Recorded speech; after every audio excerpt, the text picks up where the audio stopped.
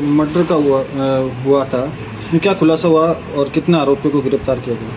जी, हमें 16/3/2026 को पादोगला थाने से एक सूचना आई थी कि गांव पचरंडा में जंगलों में एक महिला की लाश कट्टे में लाश मिली है।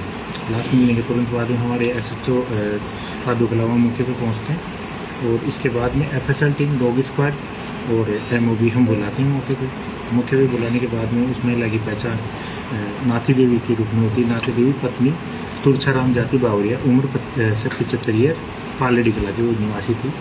इसके बाद में हम उसका जो डेड बॉडी है हॉस्पिटल में हम भिजवाते हैं और इसके बाद में हम वहाँ पे तलाशी अभियान शुरू करते हैं। लेकिन प्रथम दृष्टया हमें कुछ विशेष सबूत नहीं मिलते हैं, क्योंकि जंगली इलाका और एक खुला इलाका होने के कारण वहाँ बस्तियाँ निवास नहीं करती, तो इस वजह से डिफ़िकल्ट हो गया था हमारे लिए उस दिन उसको आरोपियों को पहचान करना।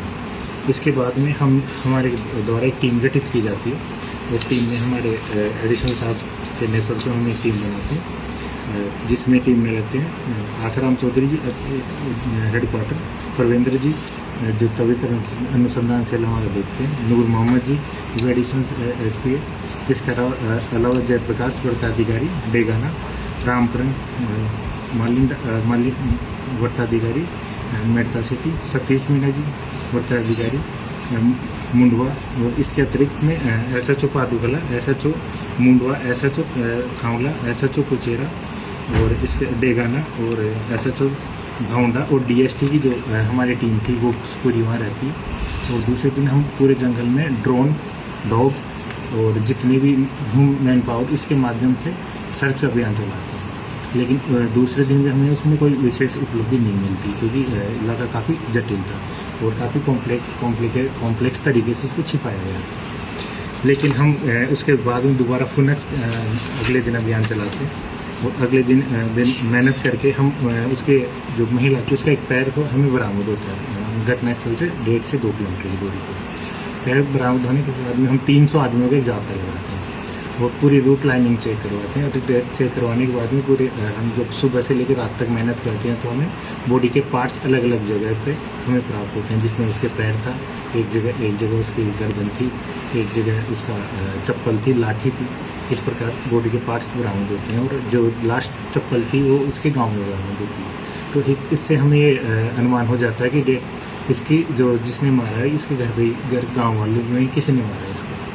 इसके बाद में हम उसके अगले दिन फिर पुनः हमारे सभी अधिकारी मीटिंग करते हैं और एक अलग से सर्च अभियान शुरू करते हैं और गांव के जितने भी संभावित जगह थी, संभावित बाड़े थे, संभावित खेत थे, कुएं थे, तालाब थे, उन सब में और इसके अलावा वहाँ पे जो खनन एरिया था उन सब में पुनः सर्च अभियान शुरू करते हैं। और उसके बाद में हमें रामा का बाड़ा वहाँ पे उस महिला के जो खून से सने हुए कुछ निशान मिलते हैं, जो जब हमने FSL से जब उसकी तफ्तीश करवाई तो हमें उसका खुलासा होता है कि इसी जगह पे इस महिला का मर्डर किया गया। तो कौन आरोपी था सर और किस लिए मर्डर हुआ? इसमें जो अभी हमने एक आरोपी को गिरफ्तार किया है, उसका नाम मुकेश भारती है, पुत्र रामा भारती, जाति गोस्वामी, उम्र 38 साल, पालेड़ी कला का ही निवासी है।